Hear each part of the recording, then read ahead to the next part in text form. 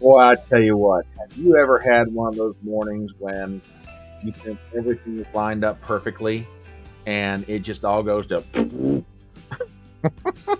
I am having one of those mornings. Your host has finally experienced this as a quasi professional broadcaster. If you call what I do broadcasting, whatever.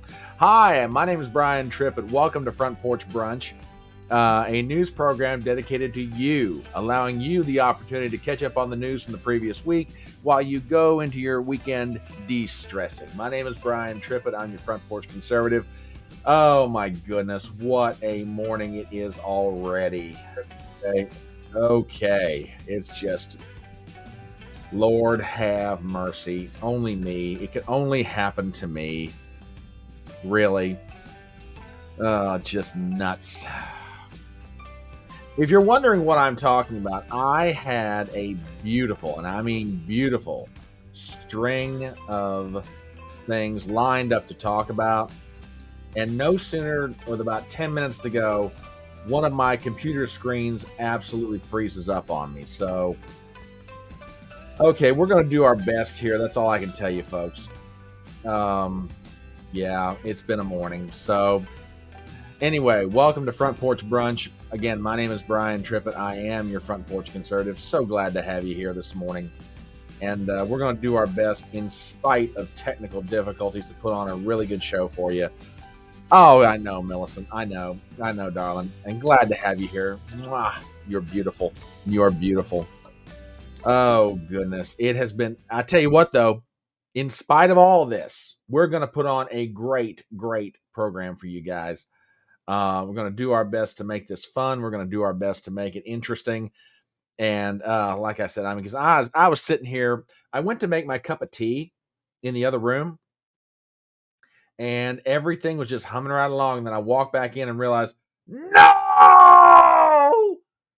this thing froze up on me. How could you?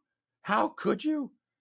Oh, good morning, Robert. I'm in the middle of recounting a disaster, absolute disaster, as a person doing a program. Just awful. Every tab just froze. Froze. No, no, no, no, no, honey. You're Leanne, you're good, honey. You're good. We love you. We love you. You're absolutely wonderful. I'm trying to set up something while I'm talking with you guys. I'm trying to do it. I think I got this figured out now. There we go. I'm trying to figure out how I can watch my Rumble chat and my my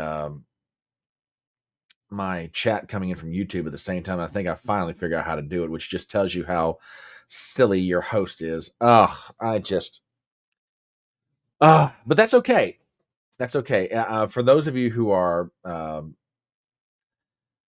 just coming in, my name is Brian Tripp, and I'm the Front Porch Conservative. This is Front Porch Brunch, a news program where we look back on the previous week's news. We talk about what it all means and try and figure out what it all means for us going forward. And let me tell you something. In spite of technical difficulties, we are loaded. Oh my God, there's so much stuff to talk about. It's just going to be crazy. We've got a little bit of everything for everybody. So if you're out there right now, and if you don't want to do it, that's cool. But do me a favor, tweet it out, shout it out, rumble it out, Twitter it out, Getter it out, Truth Social it out, whatever. But tell your friends to get their butts in here, because this is going to be one wild show in more ways than one. So, oh gosh, I've got my cup of tea.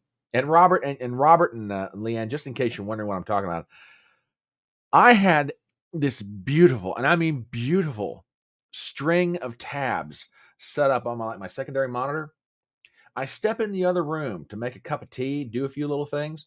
I walk back in and I notice a discrepancy between the time on one of my monitors and the time on the other. The other one's 10 minutes behind. I looked and realized, you just froze up on me, didn't you? You son of a. So, yeah, we're going to be kind of doing this on the fly.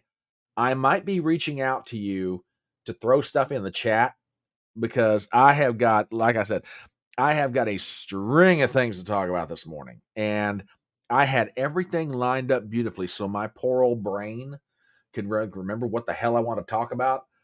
So now, the old man's got to do this on the fly. So this is going to get real interesting. That's all I'm saying.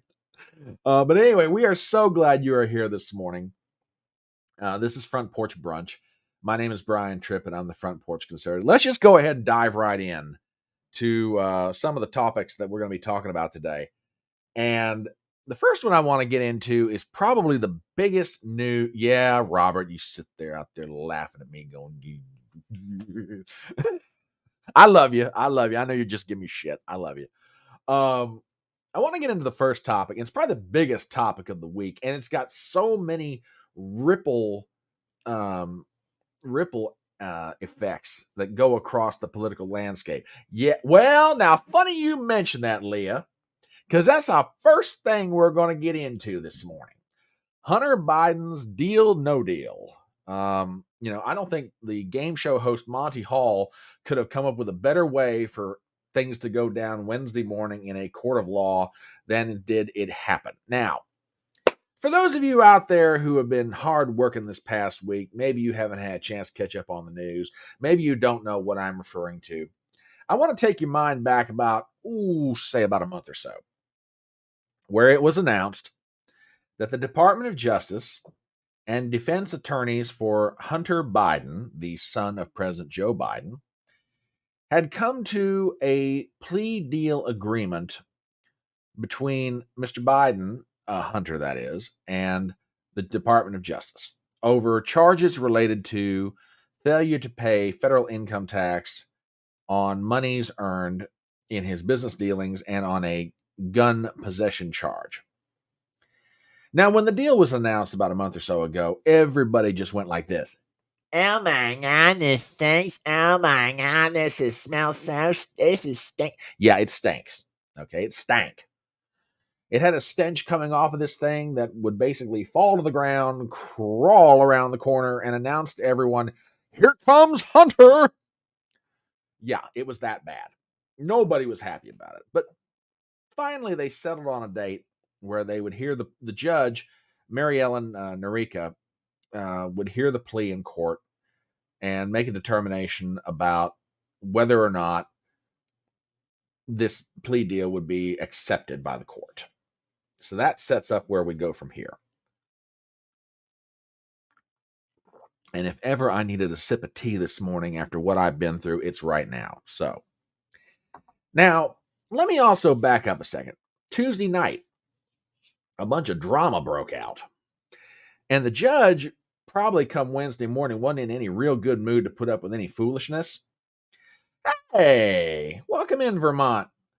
How you doing? How you doing? Glad to see you. Welcome to the show. It's going to get real interesting today. Glad you're here. Glad you're here. Okay. So, Tuesday night, the judge gives the defense attorneys for Hunter Biden until 9 p.m. to explain themselves. For what are they explaining themselves, you might ask? Well, it goes a little something like this. Basically, what happened was somebody from Hunter Biden's legal team misrepresented themselves to the court and tried to get something buried that should not have happened. And here's what I'm talking about. Headline from Breitbart. Hunter Biden's attorneys face potential sanctions over alleged misrepresentation to the court. The president's son is set to enter a plea agreement on Tuesday. Now, this is obviously written Wednesday, obviously written Tuesday night, after his legal team secured a sweetheart plea deal on Biden's charge of federal authorities illegally possessing a handgun and failing to pay 2 years' worth of federal taxes. Now, here's where it gets really interesting. On Tuesday, House Ways and Means Committee Chairman Jason Smith submitted a brief to the U.S. District Court Judge Mary Ellen Narica that argued that she should reconsider the plea agreement in light of the IRS whistleblower's recent claims that the DOJ stifled their investigation into Biden. Quote, the defendant appears to have benefited from political interference, which calls into question the propriety of the investigation of the U.S. Attorney's Office. It is critical that the court consider the whistleblower materials before determining whether to accept the plea agreement. Now, let me back up a second and mention something about this material. 900 pages. That was the amicus brief that Chairman Smith, through his attorney, sent over to Mary Ellen Norica. Okay, so that sets up where we're going next. Back to the story.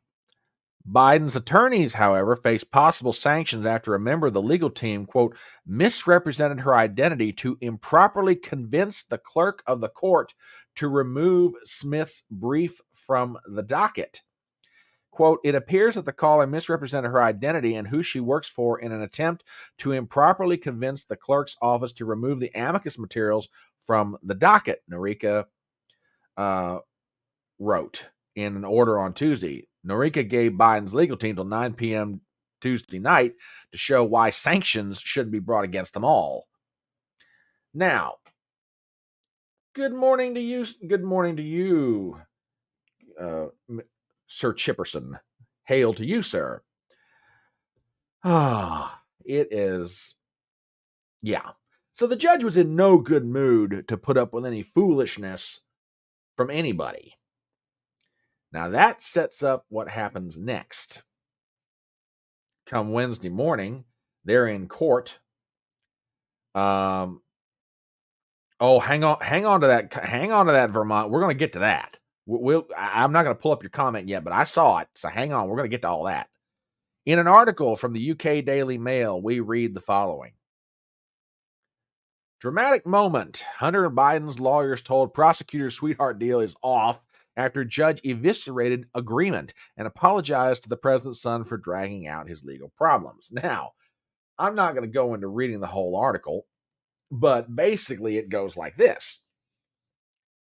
So they get into the courtroom and they're reading through the documents. There are 3 documents that have been submitted to the court. A plea agreement for the tax charges, a plea agreement for what's called a diversion, which is related to the gun charge, and then another document, I think, related to other filings. Well, as the judge is reading through or looking over the plea agreement, something catches her eye, and she basically looks at everybody and says, what are you guys agreeing to here? Before he pleads guilty to all this, what exactly does is he being granted immunity for? Well, in the opinion of Hunter's attorneys, he's got blanket immunity. Feds turn around and go, the hell you talking about? We can give him blanket immunity on anything. Well, that's when everything just blew up.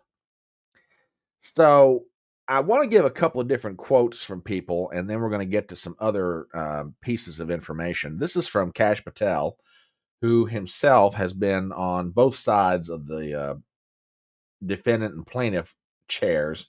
I want you to listen to what he says about what actually happened in court, and then I want to get to a quote from Robert Barnes, because this gets really good.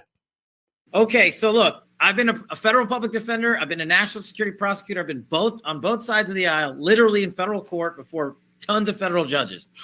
And a federal judge has the authority not to enter into plea negotiations. And what this judge did, rightfully so, was question the DOJ if there are other criminal conduct related to the plea agreement. She's allowed to do that, or he. And I was not stunned by DOJ's answers, but the specificity that she went to FARA tells me she knew in the discovery process of this case that that issue had come up, and if that issue was going to be legally precluded. Of course you would. Of course you'd do this to me. Okay, we'll just go ahead and stop it right here. It never rains, but it pours. I tell you what, ladies and gentlemen. Okay, so basically you get the idea here. Judge wants to know, now wait a second. What exactly are we covering here? What exactly are we looking at? And nobody seems to be able to answer the question. So the judge basically backs out the deal. Okay. Now, that gets to a quote from Robert Barnes. And you wretched computer of mine, by God, you better get this one right. Oh, I'm sorry. You weren't supposed to hear that. I apologize. Yeah, I'm having me one of those kind of mornings. So Here's our friend Robert Barnes, and he says the following.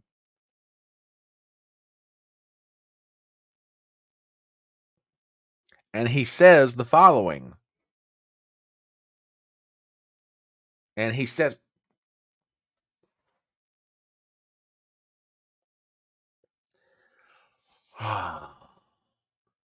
it's just going to be one of those days, isn't it? Really? It's just going to be one of those mornings. Ay, ay, ay, ay, ay.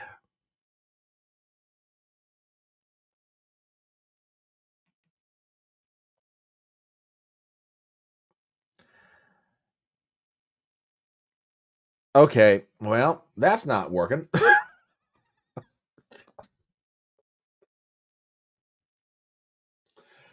uh, y'all better be glad you're on that side of the chair as opposed to mine. That's all I'm saying. Oh, geez. Basically, Barnes brings up a perfectly valid point. This whole plea agreement is not for the benefit of Hunter per se, as much as it is for the benefit of Daddy. Now, I'm trying to find this real fast, and I'm going to try and talk as I do this. I got to give a shout out. Yeah, well, yeah.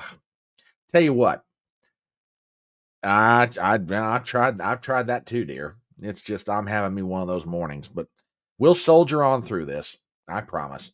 There's a lot to be discussed in one form or another. I got to give a shout out right now as I'm looking this up to Byron York of the Washington Examiner, and he put me onto something that explains in large part why this plea deal blew up. And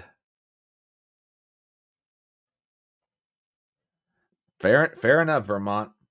I get that completely.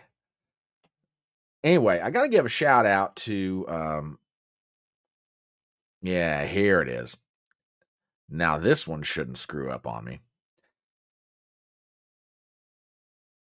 Byron York of the Washington Examiner put me on to an article from Politico, and they got their hands on a copy of the plea agreements.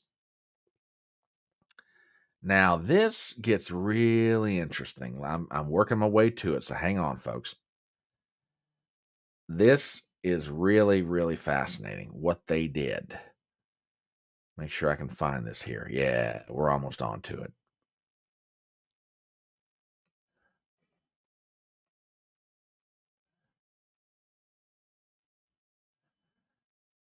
Basically,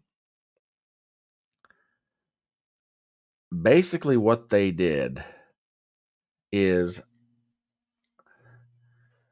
they gave something in that diversion agreement related to the gun charge.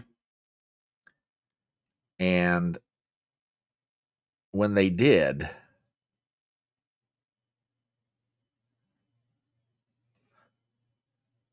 that's what caused all the controversy. I'm trying to find it here real quick because this was really, really interesting. And I'm sorry for this, folks. I apologize because, like I said, I had everything lined up and this just went to pot. But anyway, they slipped a paragraph in. It's known as paragraph 15. And when they did this and the judge read it on the morning of, by the way, the judge didn't even know about this until she actually read it for herself. Okay. And this was bad. I mean, even by my standards, this was bad. So couldn't believe. Hang on, folks. And 1,000 apologies for this.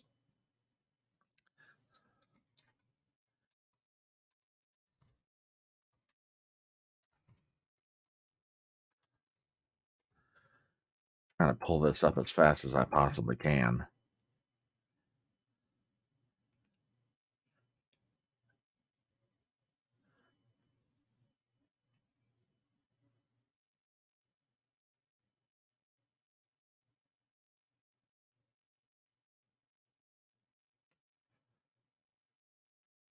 think I've got it. Hang on.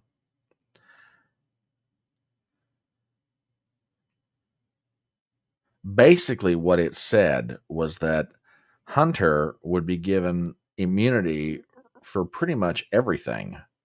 And when I say everything, uh,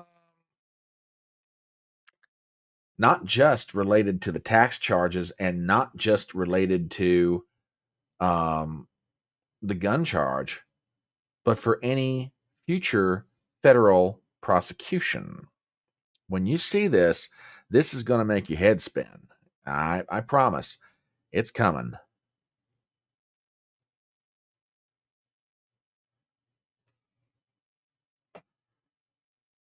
Anyway, hang on. We're almost there. Oh, I hate this feeling. Sorry about this, folks.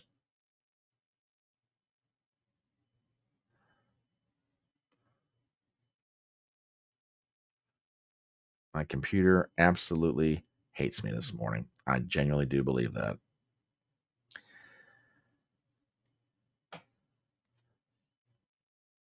No, Millicent, not quite.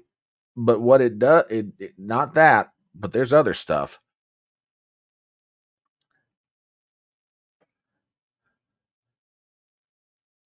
What it does, it prevents him from being charged with anything related to Farah. And will you please?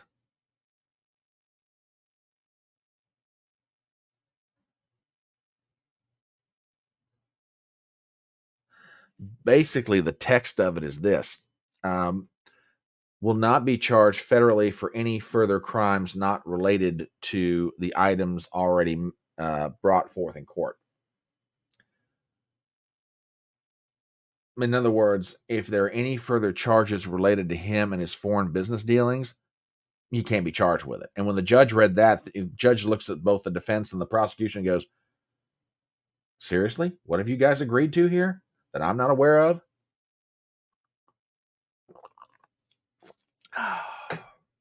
Yeah. Yeah. And I want to bring up Robert's comment from a few minutes ago because this is really interesting. You find it here real fast. Yep.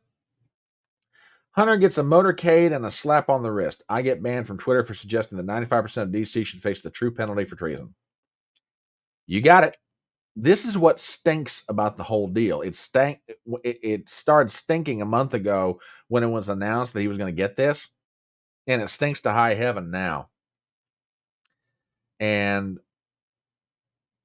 let me get to Chip's comment here because I tell you what, this is really interesting.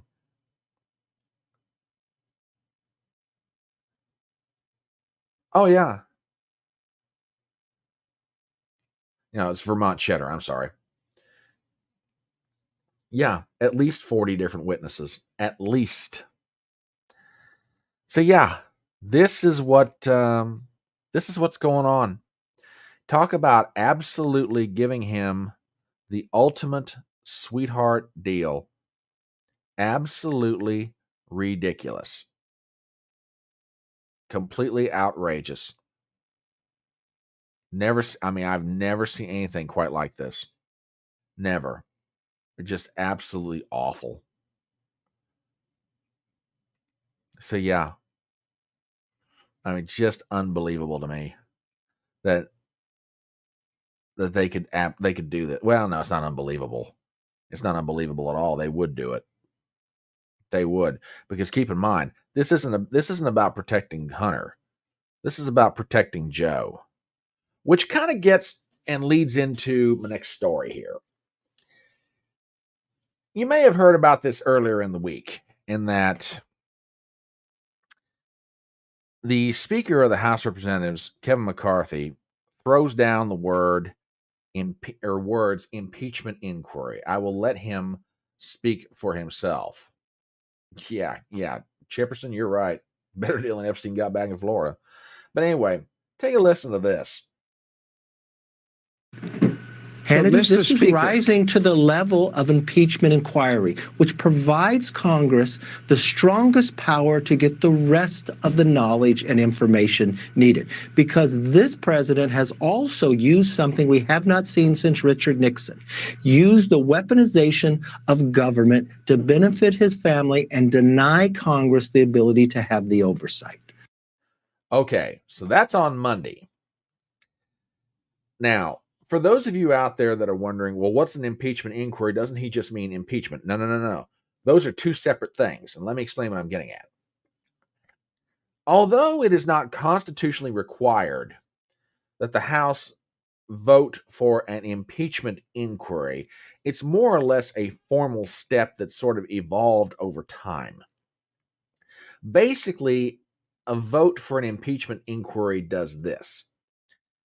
The Speaker of the House puts it before the entire U.S. House of Representatives and says, I believe that we need to assign certain committees the responsibility to determine if articles of impeachment are warranted against a member of the federal government. Okay. More often than not, it's associated with a president. But keep in mind, the power of impeachment is against any federal elected official, federal appointed official. There have been federal judges who have been impeached. Probably the most famous example I can think of right off the top of my head is Alcee Hastings of Florida, who was a federal judge. He actually went on to become a member of Congress a few years after his impeachment. But yeah, it opens the door for a serious investigation. Exactly. And what it does, it basically empowers the Speaker's office to assign money, staffers, lawyers, whomever, to whichever committee is assigned the impeachment inquiry. Now, that's not saying it doesn't have to be just one committee. More often than not, we think of judiciary. If you historically think back to the question of Richard Nixon and the Watergate era, but it could be spread out among any number of committees. Now, in this case, there are 3 committees in the House right now that are doing the Lord's work on this question of impeachment. The Ways and Means Committee, which deals with questions of taxation. The Oversight Committee, which is probably right now getting the most press out of the 3, and then the Judiciary Committee. All 3 of them are chaired by pretty good guys from everything I know about them. Jason Smith chairs Ways and Means. He's from Missouri. Comer is the chair of the Oversight Committee. He's from Kentucky. And Jim Jordan is from Ohio. He chairs the Judiciary Committee. All of them good guys. All of them doing fantastic work. Now, that was Monday night when McCarthy dropped that comment. Then you get this. He's giving a press conference outside of the doors of his office, and McCarthy says the following. Should you ignore that or you should investigate that? The only way you can investigate that is through an impeachment inquiry, so the committee would have the power to get all the documents that they would need. What I said last night, and I said it before, when more of this continues to unravel, it rises to the level of impeachment inquiry where you would have the Congress to have the power to get to all these answers. I would think the Biden family would want to answer these questions as well. Now, this is one of those moments of absolute theater. When Kevin McCarthy sits there and says, I would think the Bidens would want to have these questions answered.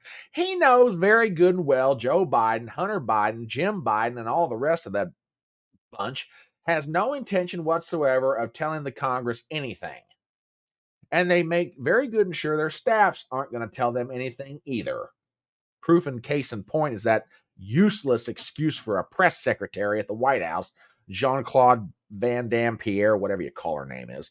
She's absurd, absurdly ridiculous. Now, for his part, Joe Biden isn't really worried about impeachment. Not really. As a matter of fact, let me see if I can pull this up real fast, assuming that my internet is going to cooperate with me. So he's up at an event in Maine, and he's giving a speech and flubbing his way through that, of course. And basically he says, yeah, impeachment, that's a laugh. I'm not kidding. I'm almost quoting him verbatim. Okay. Almost quoting him verbatim. The problem with that for poor old Joe is I'm not sure that you really want to keep laughing at that because too much evidence is starting to come out. And what I'm getting at is this.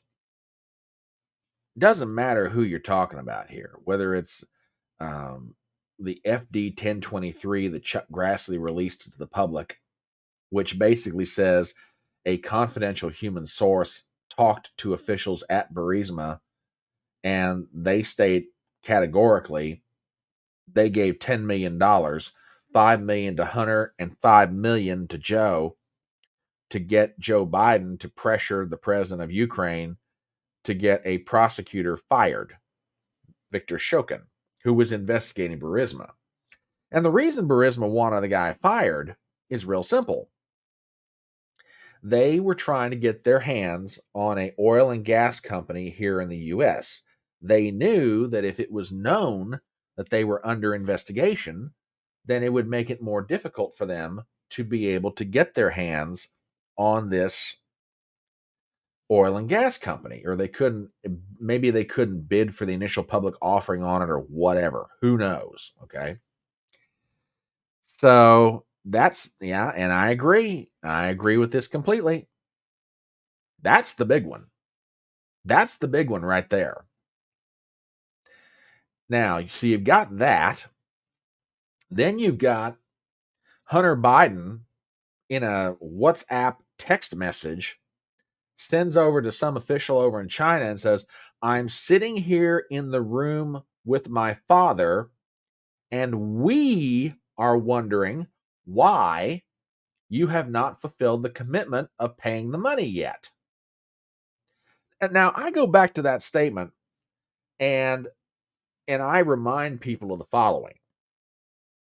Hunter used the pronoun we. Yeah, I know I just opened this up to a whole bunch of jokes about pronouns and the Bidens, but okay, whatever.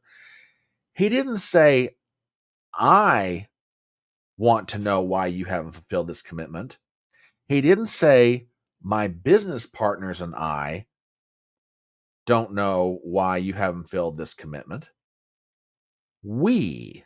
Now, notice what he said before he said that.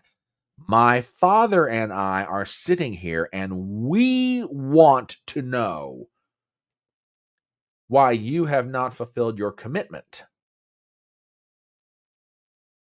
He's not implying, he's out and out stating that dad is part of this business transaction. See, here's a question that I have. And maybe we're building up to this. Oh, absolutely. Yeah, you're absolutely right. The inference is completely clear. Completely. That dad is part of Hunter's business dealings.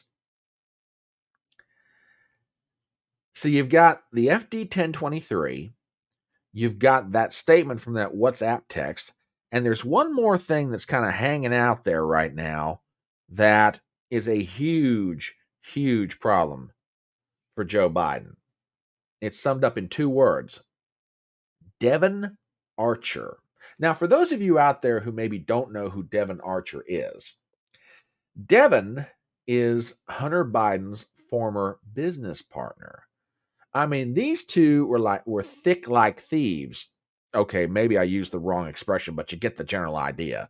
Well, actually, I used the right expression, but I'm not sure that Hunter would like me using an expression thick like thieves because it implies never mind. You get the idea. Anyway, I cracked myself up. Anyway, Hunter Biden's old buddy, Devon Archer, they used to run around together. They're friends, they're business partners, they're everything else, right? Okay. Devon is ready to testify under oath in front of the House Oversight Committee that on numerous occasions, and I do mean numerous occasions, it would be nothing for Joe Biden to be put on speakerphone and be talking to these business associates of Hunter and Devon's. Now, if that is exactly what Devin Archer testifies to in court, then Joe's got a big problem on his hands. Because let's remember, going back to 2019, 2020, 2021, 2022, what has been Joe Biden's defense in all of this? Well, I never talked to my son about his business dealings. And as a matter of fact, his whole White House, Jean-Claude Van Damme Pierre, whatever her name is, goes along with that. Keeps spouting the same thing. He never talked to his son. He was never involved with the business dealings yet. But then this week, she did something. It's almost an imperceptible shift, but it's huge. Where she made the statement, the press secretary for Biden, Joe was never in business with Hunter. Let me say that again. That Joe was never in business with Hunter. Well, yeah, and then Biden had his own response to it, and as Robert rightfully points out, exactly.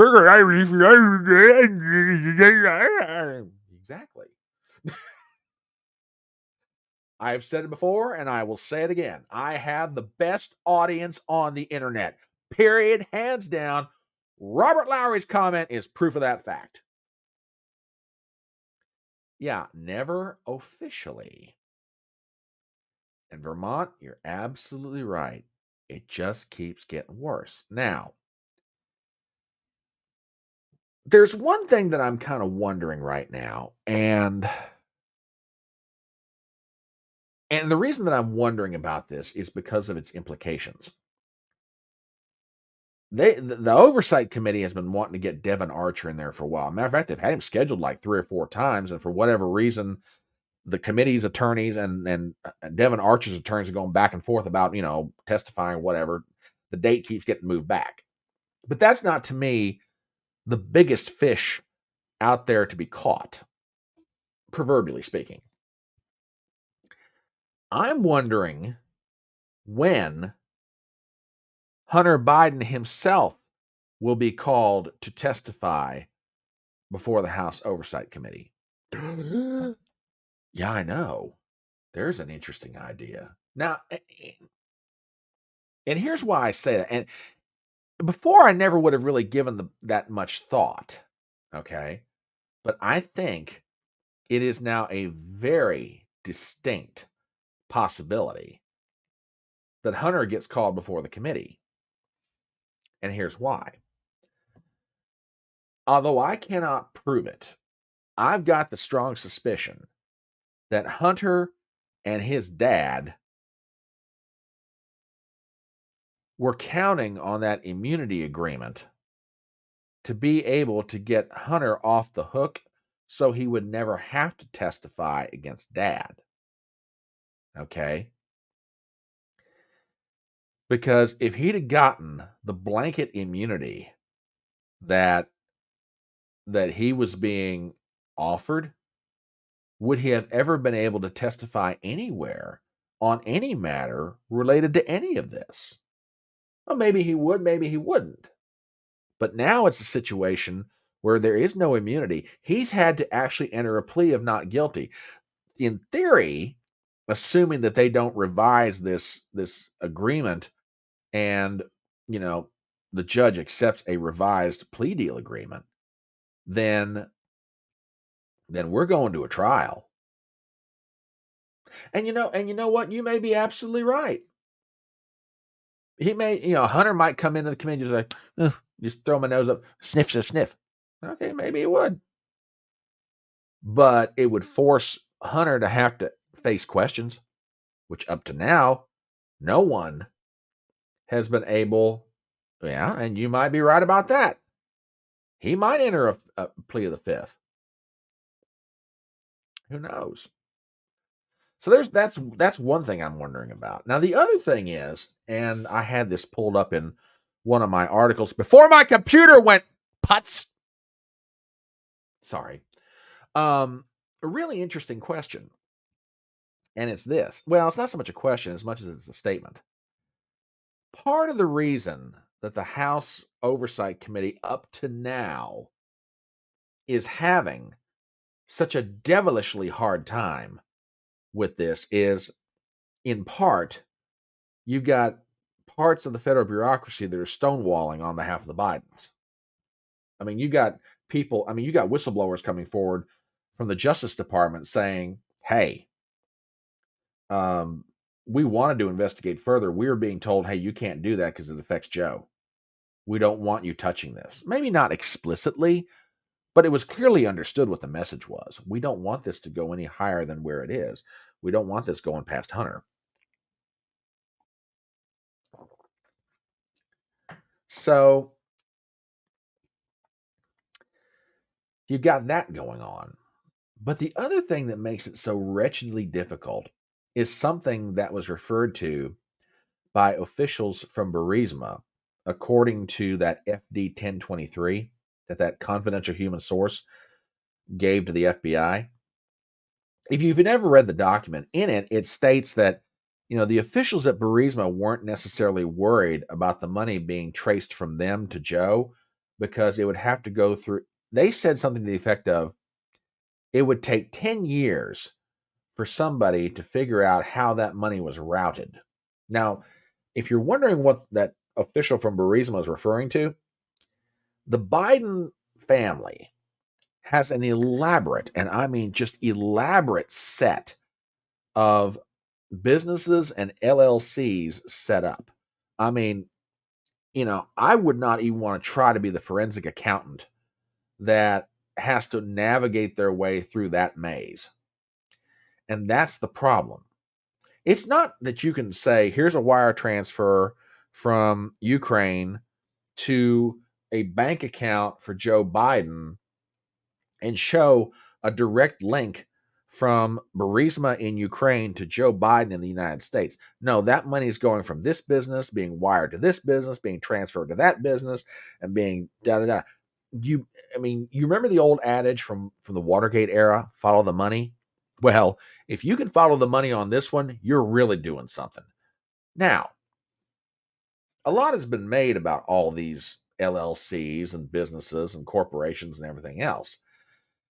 And a legitimate question has been asked. Why do you have to have all of them? What is the point of having all these LLCs, and what do they do? I mean, Jim Comer, the chairman of the House Oversight Committee, has been looking into this, and some of these bank accounts that go along with these LLCs have been sitting there doing nothing. Absolutely nothing.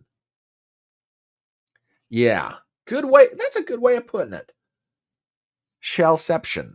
Take the word shell company, take the word deception, mash them together, and this may very well be what's going on here. They're using shell corporations as a deception to cover up where the money's coming in from, where the money's going out from, and who it's going to. And that's the only, in my opinion, the only thing left for the Oversight Committee to determine. If they can prove conclusively that any of that money from Burisma or the businesses in Romania or from China, if they can conclusively show that any of that money filtered through those LLCs, those businesses, those corporations, and went into Joe Biden's pocket, it's game over. It is absolutely game over. He's done. Joe Biden will be done. Now, what does being done mean in this case? Because this gets to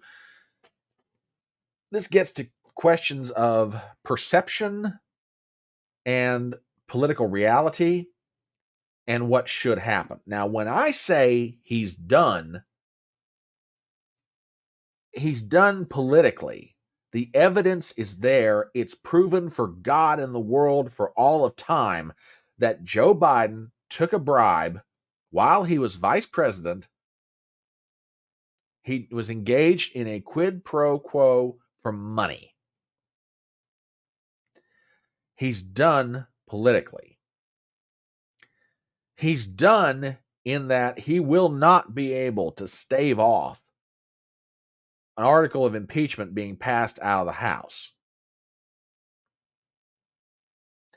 Now, that's the question of perception, and that answers the question of he's done in terms of political reality.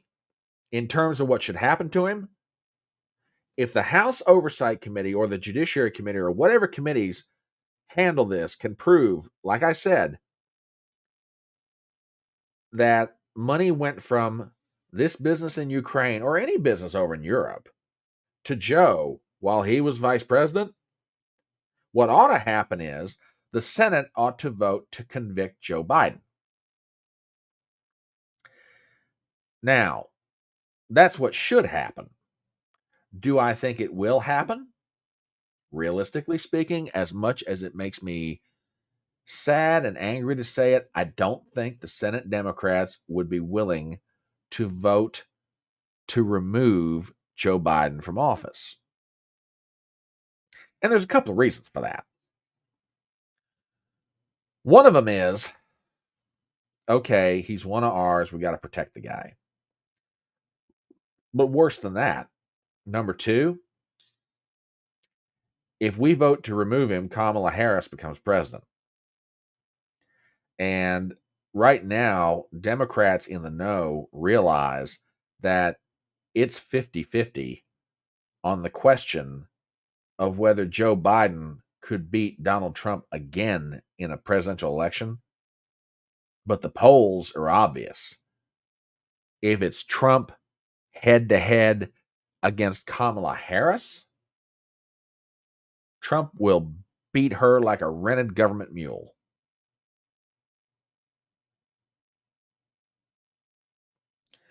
So what should happen is he ought to be removed from office.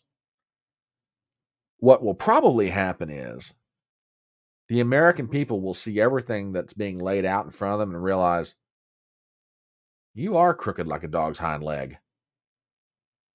I am not voting for you.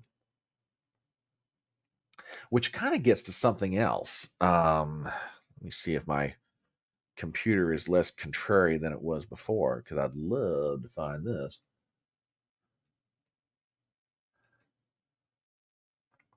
Nope, just as contrary as it was before. Okay, we'll just do this by way of conversation.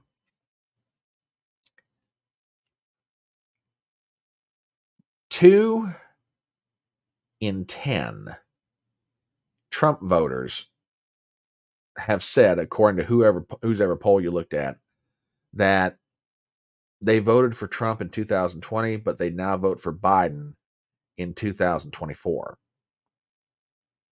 On the other hand, 6 in 10 people who say they voted for Joe Biden in 2020 are now saying they would vote for Trump in 2024.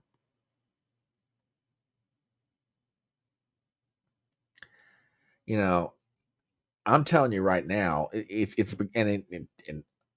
I'll say it again. I will say it again. And matter of fact, you can go check out on Twitter. Yeah. Go check out Rich Barris, the People's Pundit, because he tweeted this out probably in the past 24 hours.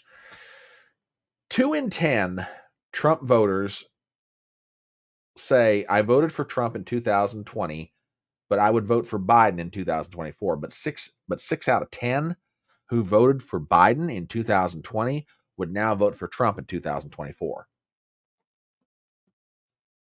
Are you beginning to understand why it is that the Democrats are desperate to knock Trump out of this thing, or at least damage him so badly that though he may run, he's weighed down by constant legal trouble?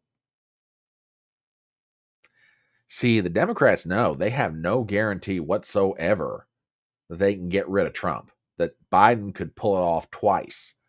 As a matter of fact, with every passing day, it's more and more obvious to everyone by Biden's own mental decline and by his own physical decline. By the time this thing gets to 2024, he's going to be in no shape whatsoever to campaign.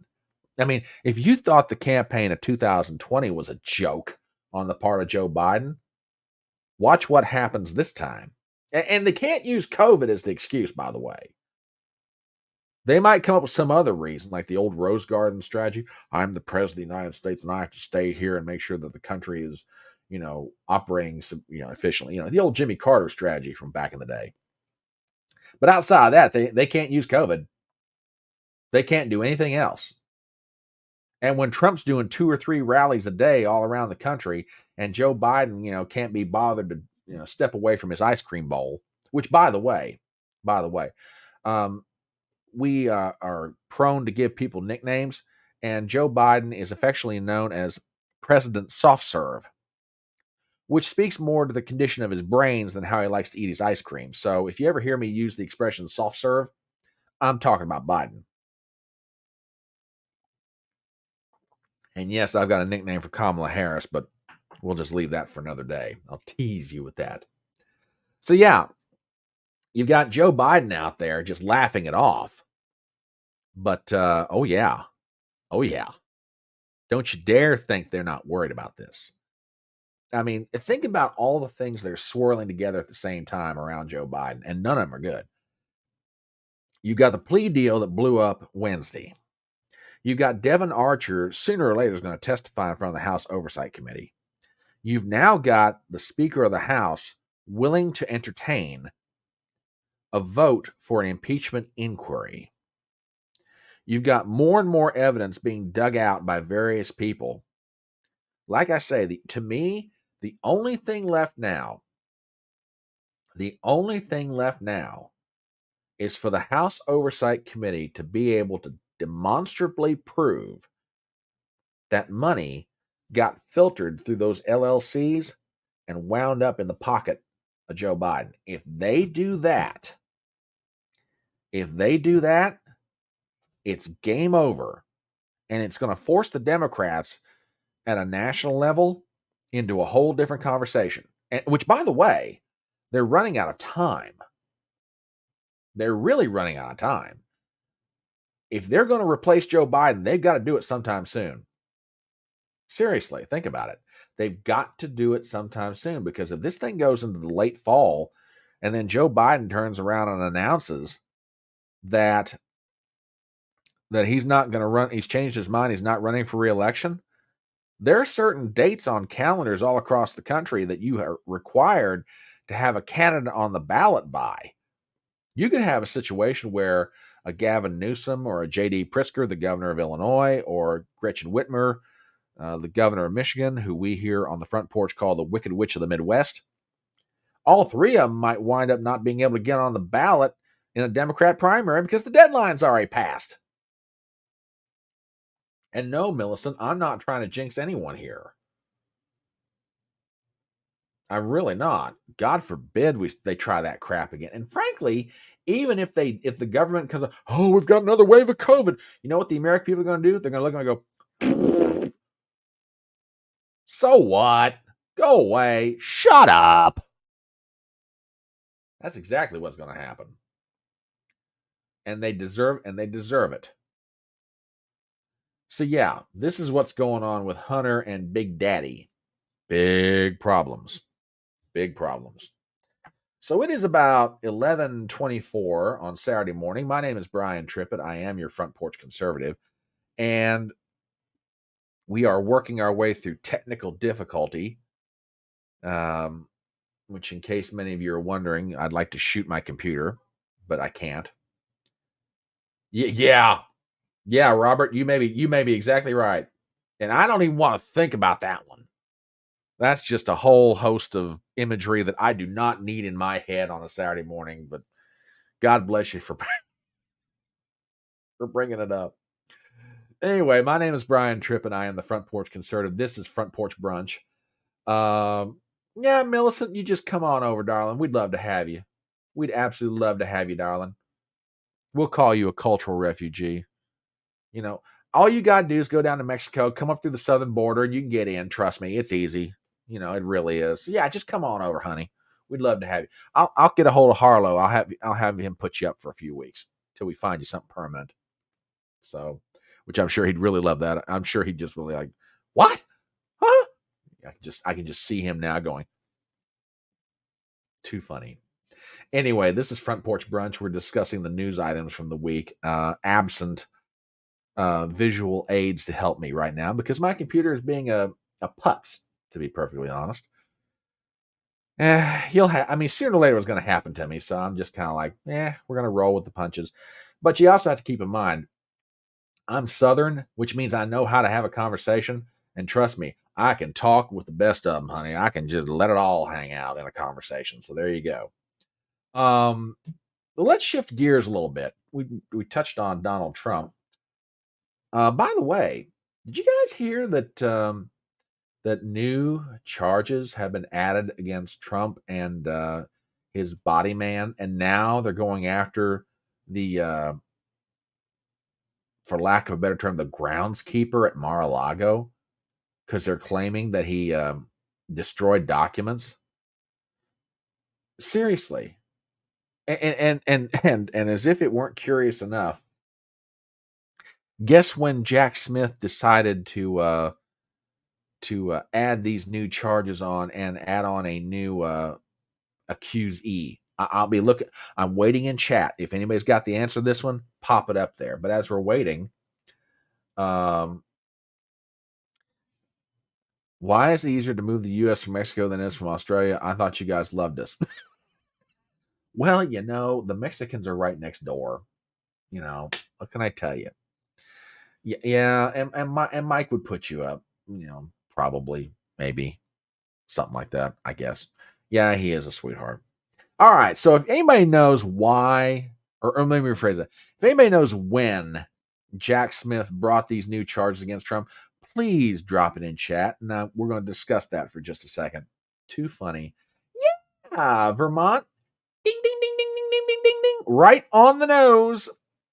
The day after the plea deal blows up. I mean, okay. For all you normies out there that are going to watch this live stream later on, okay, I got a question for you guys. How many different coincidences does it take for y'all to realize that there is something very much afoot going on here? Now, here's what I'm getting at. Why is it that any piece of bad news that comes out about Joe Biden or Hunter Biden, the very next day, the federal government is announcing some new action via the Justice Department against Donald Trump? Now, don't get me wrong. I am not sitting here trying to defend Trump from his legal troubles. You know, I've got my opinions about all that, but whatever. But does it not strike people as being very odd that every time a piece of news that would negatively impact Joe Biden or Hunter Biden in the court of public opinion, anytime it comes out, that all of a sudden, the next day, something new comes out against Donald Trump?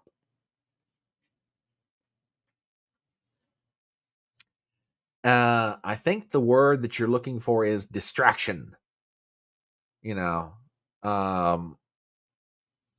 absolute distraction. Don't let people think about what's going on with Hunter and Joe over here. No. We can't have them focusing on that.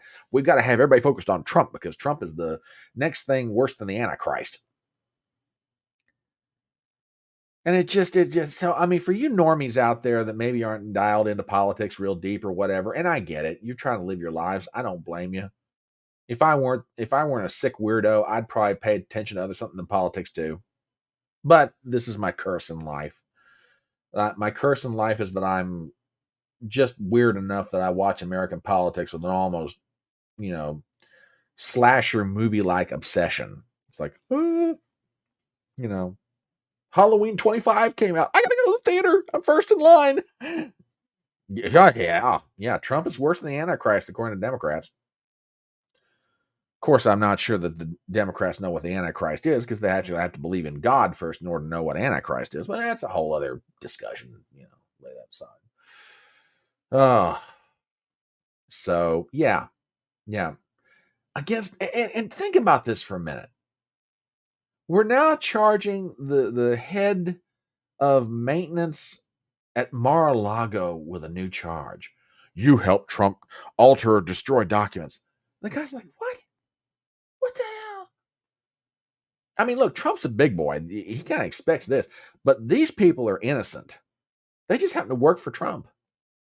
But this is how desperate and despicable the Department of Justice has gotten, how the FBI has gotten. I mean, everybody knows Joe Biden's a despicable son of a bitch. That's pretty obvious to anybody. He's a mean-spirited, just, the whole, Joe from Scranton, I'm the working man and I'm for the little guy and, I'm just middle-class Joe. BS. He's a petty, mean-spirited, vindictive SOB. He always has been. He thinks he's smarter than the average bear, and he doesn't mind letting you know it. He's arrogant to the point of absolute, total. Never have I seen anybody quite so arrogant as to believe nothing will ever happen to them, like Joe Biden. I mean, I thought Obama was bad. Obama is easy compared to this guy as far as that aspect of his personality is concerned. I mean, the absolute impunity with which Joe Biden thumbs his nose at the American people and the American system of justice is absolutely awful. And yeah, Millicent, you may be right. American politics and slasher films might very well be the same thing. They're just that bad. But yeah, it's mind-blowing to me. Absolutely mind-blowing. Yeah, a complete, absolute narcissist.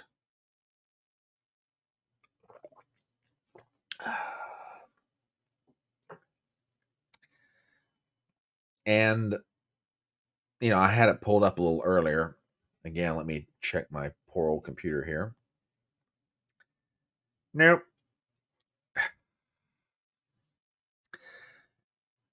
And why is Biden so afraid of Trump? Because every poll that comes out either shows them tied or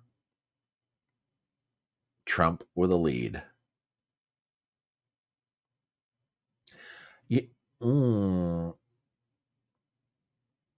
Now, Admiral, you may be right. You may be right. Oh, there. Now that I forgot to, and I'm glad, Admiral. I'm glad you mentioned that. Hail the mods. Well, we don't have mods, but okay, hail to them. If I had mods, I'd say hail to you. Admiral, you bring up something I forgot to mention in the midst of all my technical difficulties, and it's a really interesting conundrum for Joe Biden. The White House has come out this week and already said they will not pardon Hunter, regardless of what happens in this Delaware courtroom. They won't issue a pardon, or I should say, Joe won't issue a pardon. And that is a real problem. Now, like I said, it could very well be that plea deal gets put back into effect in one form or another. Okay. Because the judge basically gave them 30 days to figure out what the hell they're doing. But absent a plea deal, let's assume for a moment the Department of Justice goes through with their case, such as it is, and Hunter Biden gets convicted on charges of income tax evasion and, illegal possession of a firearm. Okay. Well, there you are. You're Joe Biden. This is your only remaining son. There's going to be a serious compulsion inside of you as a father to want to see your son, maybe not, what's the word I'm looking for here? Not so much receive the best treatment as much as try to escape punishment or the consequences of actions is probably the better way of saying it. Yet he can't do that. He's publicly said he will not pardon Hunter. Now, there's also a political consideration here. Okay, Hunter's convicted. He's got nothing to lose. Daddy's already said he won't get him out of jail. What stops Hunter from talking? I think it's a legitimate question. He knows he's going to jail anyway. What stops him from talking?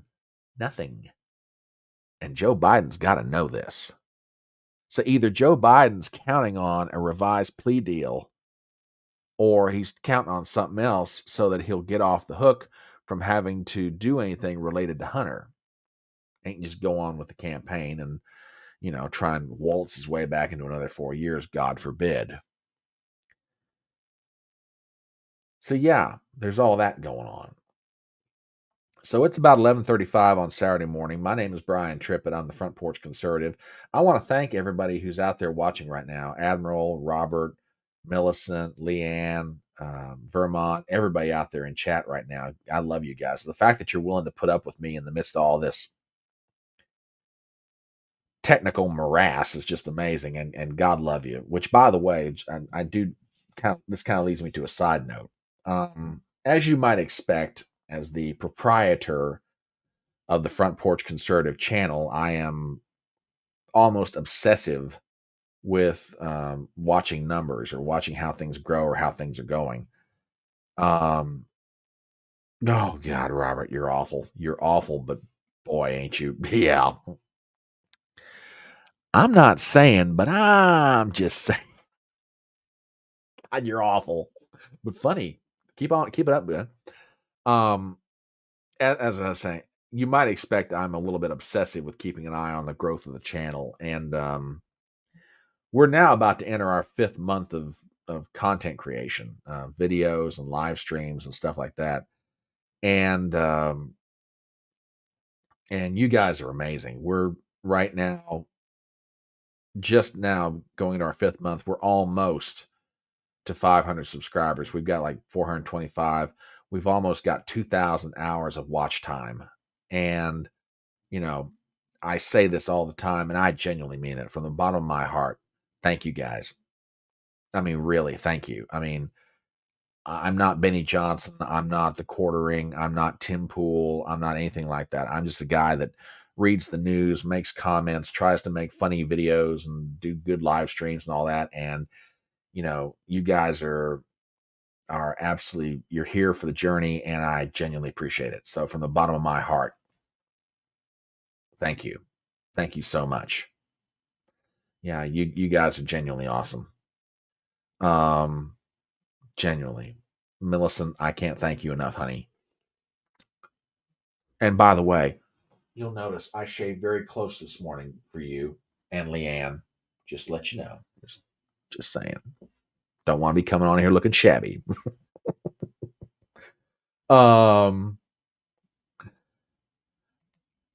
Thank you.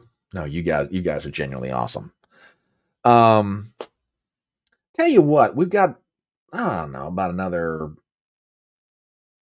50 minutes of this live stream. Let's switch gears and go to HodgePodge Stew. And I don't always get the chance to dive into HodgePodge Stew the way I want to because just time won't let me. There's an old joke I do during my live stream that says, I feel like that old Southern preacher that looks up at the clock and says, "Oh, children, I've got to hurry." Well, that's usually what happens. I'll sit here and filibuster on for however long and then realize, oh crap, I'm running out of time. But there are some stories that have come up that I think are worthy of being thrown into the pot for HodgePodge Stew. Now, for those of you who are watching this live stream for the first time and you're wondering what HodgePodge Stew is, HodgePodge Stew are those stories that maybe aren't as, chatted about in the national consciousness or talked about as much, but they do have a certain amount of relevancy. And I definitely think they ought to be discussed. And the first one I want to go to, and give me an F in the chat if you guys have heard about this. Have you guys heard that Robert Kennedy Jr. is being denied Secret Service protection? Yeah, if you've heard about this, give me some kind of indication in the chat. whether or not you've heard about this, Robert Kennedy Jr., the son of the late Robert Kennedy Sr. and the nephew of John Fitzgerald Kennedy, has requested of the Department of Homeland Security Secret Service protection while he is campaigning. Now, for those of you out there who may be too young to know the history of the Kennedy family, if you're wondering why RFK Jr. is suggesting that he get Secret Service protection, remember this. In 1963, John Fitzgerald Kennedy was shot dead in Dallas. 5 years later, RFK Jr.'s dad was shot dead after the California primary. So it's not like, this family doesn't have a history. And by the way, some people out there might be wondering, well, it's too early for him to be assigned Secret Service protection. He's nothing. No. There's precedent for this. In 2008, Barack Obama was given Secret Service protection long before he became the Democrat nominee for president. In 2016, Dr. Ben Carson and Donald Trump were afforded and granted Secret Service protection. So the argument that says, well, it's too early, he's not the nominee for the Democratic Party, he doesn't. No, there's precedent for doing it. And also, when you think about the history of the Kennedy family, why is this man not being given Secret Service protection? Remember what I said about Joe Biden being a mean-spirited, vindictive son of a bitch? You need proof of that? Here it is, right here. Why, in the name of God, would you not give this man protection, especially given what's happened to two members of his family over the past 60 years? One of them being his own father. How do you not do that? Yeah, exactly. The Kennedys seem to have a habit of catching bullets. How do you not do that? I mean, I've got a question for Joe Biden, and Joe Biden will probably never watch this live stream, but I got a question for you. I mean, how much do you really hate other people that you are willing to go to the lengths of seeing them thrown in jail if they oppose you politically, or you deny your political opponent protection for their very physical life? How much do you hate people? How cold-bloodedly vindictive are you, Joe Biden, that you will do this to somebody? I mean, seriously. I mean, you might be, I have always considered most politicians to be bottom-feeding scum suckers, but I'll tell you what, Biden, you might be the worst of the bunch. I mean, you petty, ruthless, vindictive bastard. You're going to let RFK Jr. hang out to dry, and if something happens to him, I got bad news for you, big boy. It's on you. Don't blame Mayorkas. Don't blame anybody else. It's on you. And deservedly, you should get blamed for it. Probably won't, but you should, because you had it in your power to afford him Secret Service protection. Yeah. And he just now acknowledged his 7th grandchild.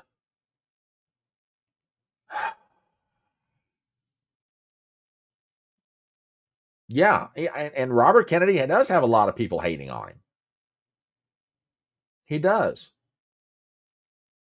Just because he's willing to go against the narratives and the ideas of his own party.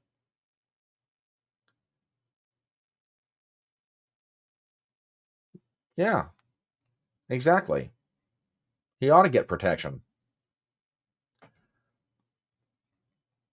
But they're not going to give it to him. Just unbelievable. Just incredible to me that they're not going to do it. Well,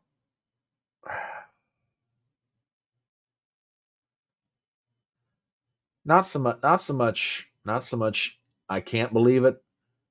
I can. It just amazes me, the pettiness of a Joe Biden. It really does.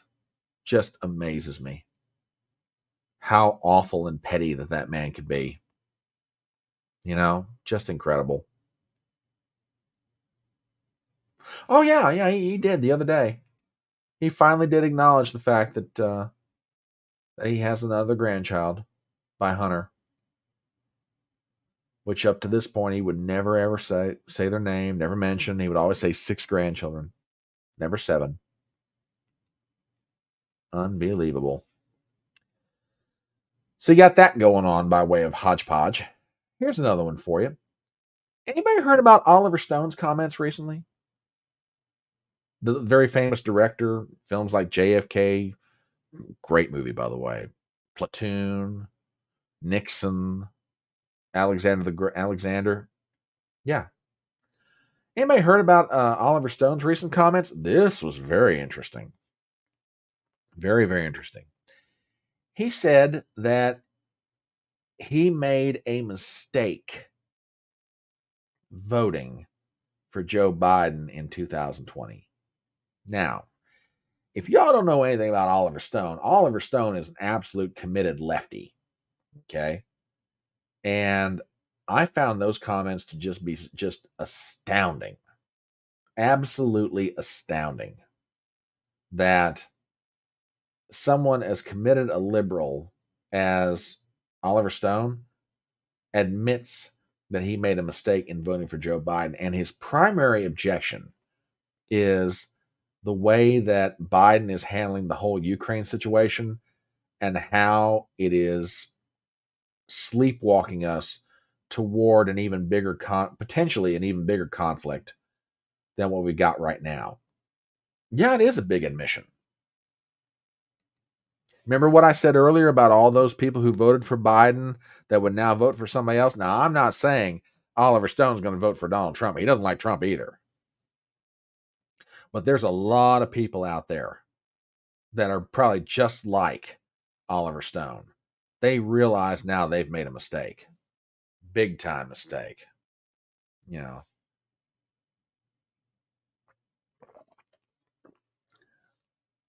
And that to me, going back to the election for just a second, to me is the fascinating thing to watch as we get closer and closer to November 24.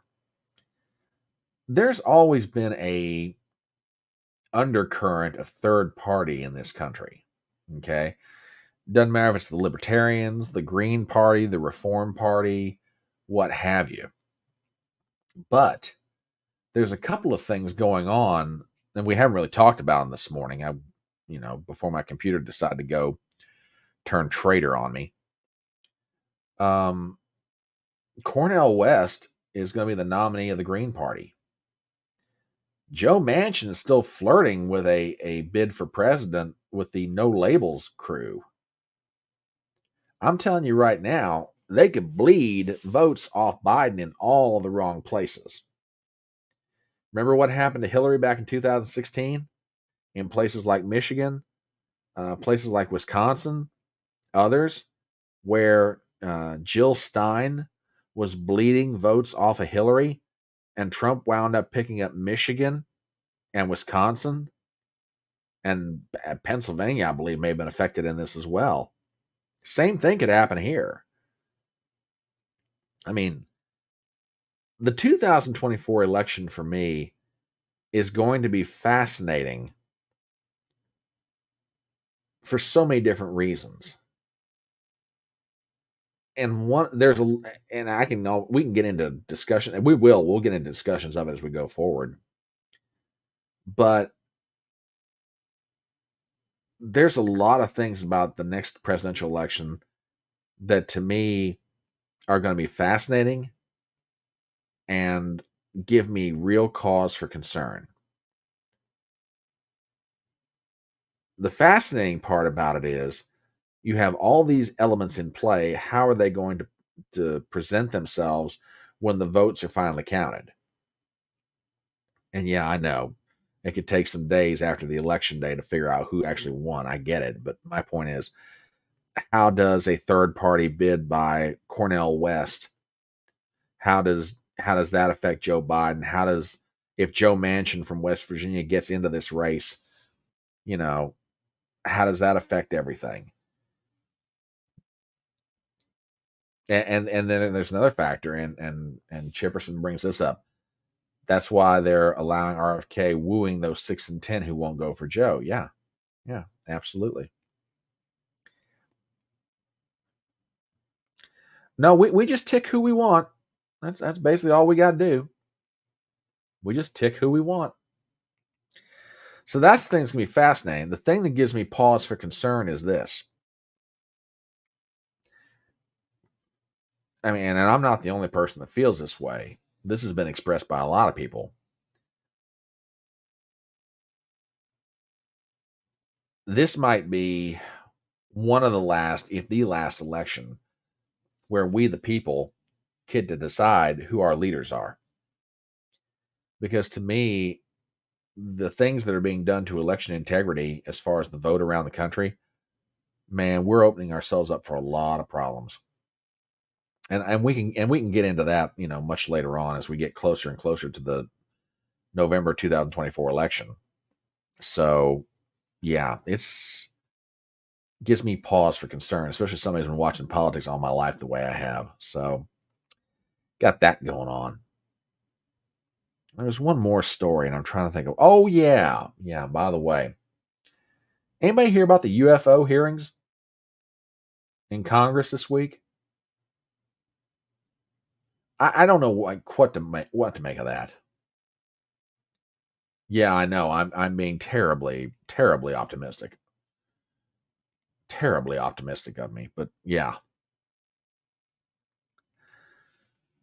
But I gotta be honest. You're my audience. I gotta play it straight with you. Gotta play it straight. Call it like I see it. So yeah, apparently there are more and more admissions that the federal government has known about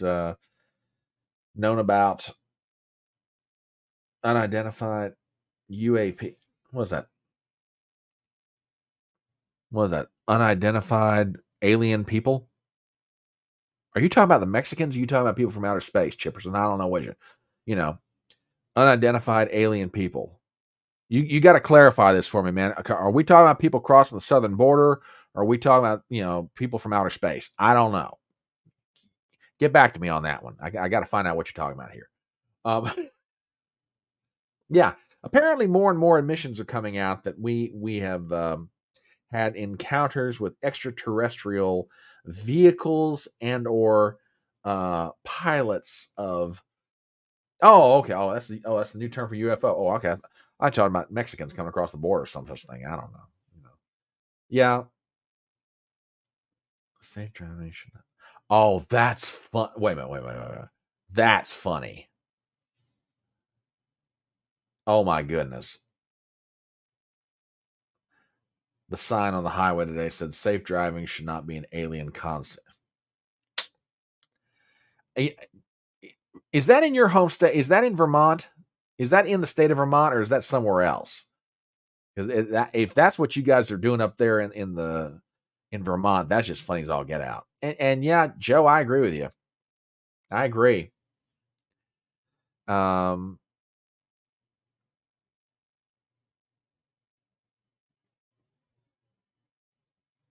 Yeah, and here's a good point as well. Thank you, Robert. I did not realize this. Did not realize this. When the tape got leaked. Yeah, there's a lot going on out there to. Oh, in New Jersey is where this happened. Okay. So it's in New Jersey. That's funny. And here I thought that people from New Jersey didn't have a sense of humor. What did I know? So yeah, that's what I got for today. But we're going to wrap this up a little earlier than usual because I am at this point out of topics, and in the absence of visual aids to help me get through this. It's about 11:55 a.m. Eastern. My name is Brian Trippett. This is Front Porch Brunch, and I want to thank everybody for being here this morning. Vermont, Robert, Joe, Millicent, Leanne, Admiral, all y'all been just tremendously fun. And again, thank you for tolerating Chipperson and everybody tolerating my technical difficulties here. Hopefully next week, no, we're going to make this thing work better. I promise you that. Because if I ever have a situation like this come up again, I think I've got a way to get around my problem. But yes, I am stressed about my technical issues. Yes, I am very stressed about my technical issues. I don't like things going wrong with my show. Yeah.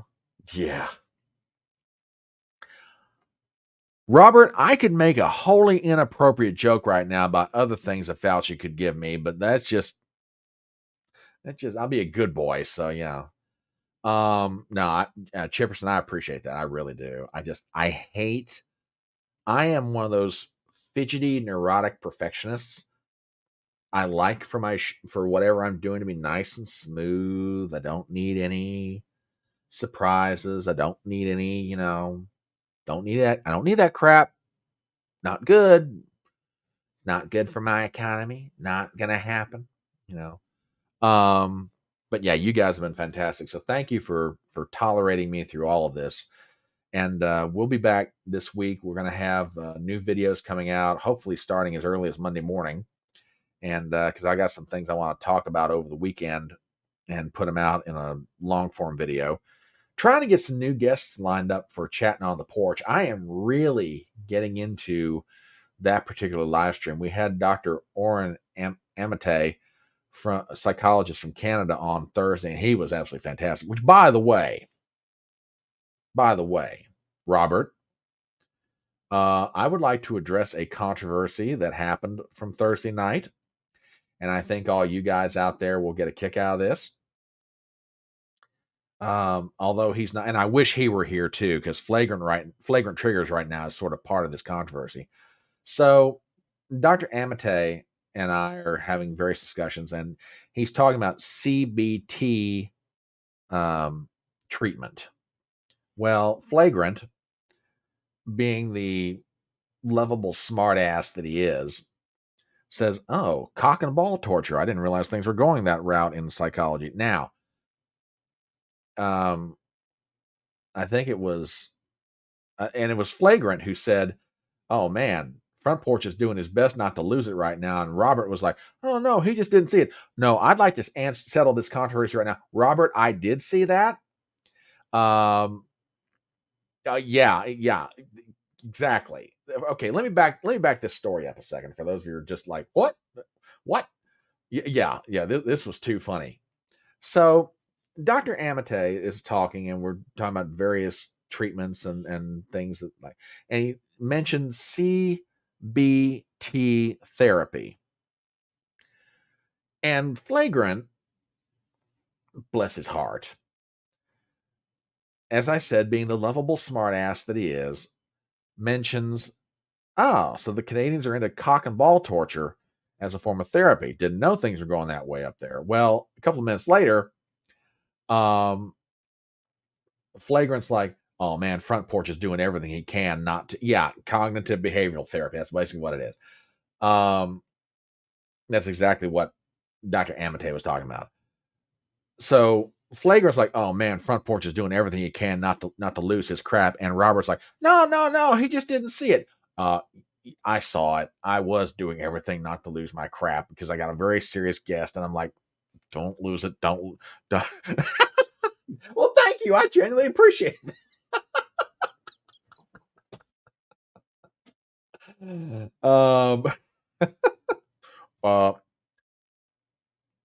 Millicent, I don't know how I should respond to this.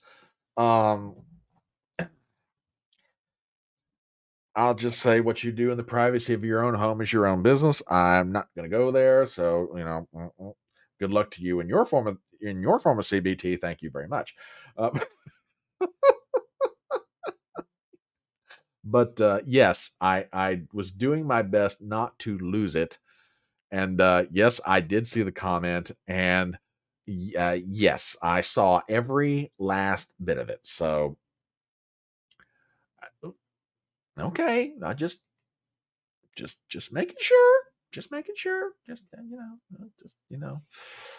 So so yeah, I thought I'd take the off moment to kind of address this whole thing, and uh, not as big a gentleman as you might be led to believe. Let's just leave it like that. I've got an ornery side to me, so let's just leave it right there. But we will be back this week with videos. We'll be back this week, hopefully with a new guest if I can get some things lined up. But if not, we'll be doing it in the near future. And again, I've said it before, and I will say it again. To everybody who's watching this stream live, and for everybody who has been watching, who's been subbing to the channel, who's been spreading the word around, thank you. Thank you from the bottom of my heart. You guys are genuinely awesome. I love all of you guys. Thank you for being on this ride with me. It's a grind, and it's a lot of different things, but it's fun, it's rewarding, and the fact I get to sit in front of a camera and a microphone and tell people what I think, is it's a joy. It really is. So we'll be back next Saturday morning, 10:30 a.m. Eastern, on YouTube, on Rumble, on Twitter, and we'll try and put some more surprises and shenanigans in. Hopefully the good kind, where my computer doesn't act like an idiot. So anyway, thank you guys so much. And as always, I leave you with the words of that great American philosopher, Tom T. Hall. Just remember, ladies and gentlemen, it's faster horses, younger lovers, older whiskey, and more money. We'll see you later.